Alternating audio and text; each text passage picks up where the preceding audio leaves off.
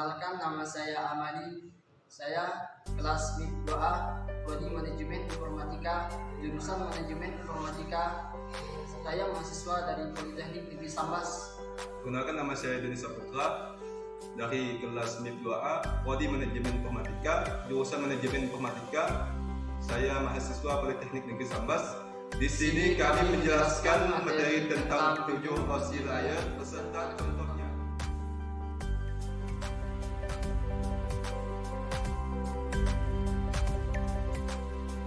Pertama-tama, saya akan menjelaskan pengertian dari OSI layer. OSI layer atau kepanjangan dari Open System Interconnection adalah model referensi yang diciptakan dari sebuah kerangka yang bersifat konseptual, namun saat ini telah berkembang dan menjadi sebuah standarisasi khusus berkaitan dengan koneksi komputer. Kemudian saya akan menjelaskan dari layer yang ketujuh, ialah layer application. Layer application adalah penghubung utama antara aplikasi yang berjalan pada suatu komputer dan resource network yang membutuhkan akses padanya. Aplikasi tersebut seperti Chrome, Opera Mini, dan Mozilla Firefox dan sebagainya. Akan tetapi, layer application adalah layer di mana user akan beroperasi padanya. Protokol seperti FTP, Telnet, SMTP, HTTP berada pada layer application. Dan yang selanjutnya yang lapisan ke-6, yaitu presentation layer, di mana mempunyai fungsi untuk mentranslasikan format data yang akan ditransmisikan oleh aplikasi melalui jaringan ke dalam format yang dapat ditransmisikan oleh sebuah jaringan.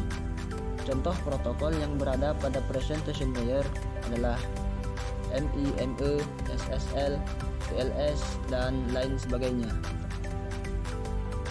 Kemudian layer yang kelima, yaitu session layer. Session layer merupakan lapisan yang berfungsi untuk mendefinisikan bagaimana sebuah koneksi dapat dibuat, dikelola, dan dikembangkan. Contoh protokol yang berada pada session layer adalah NFS, SMB, RTP, dan lain-lain. Untuk selanjutnya, lapisan keempat, yaitu transport layer, mempunyai fungsi untuk memecah data menjadi paket-paket data serta memberikan nomor urut untuk setiap paketnya, sehingga nantinya dapat disusun kembali saat sampai pada tujuan.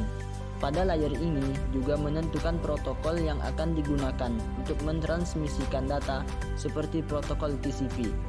Protokol tersebut akan mengirimkan paket data sekaligus memastikan bahwa setiap paket telah diterima dengan sukses dan tepat sasaran. Selain itu juga dapat mentransmisikan ulang terhadap paket yang hilang atau rusak ketika proses pengiriman.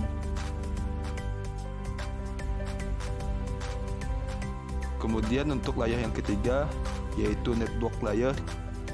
Tugas dari network layer adalah membuat header untuk paket yang berisi informasi IP ataupun internet protokol, baik IP pengirim ataupun IP tujuan data. Pada suatu kondisi, network layer juga melakukan proses routing internet melalui internet networking dengan menggunakan bantuan router dan switch pada layer ketiga. Selanjutnya lapisan kedua, yaitu data link layer.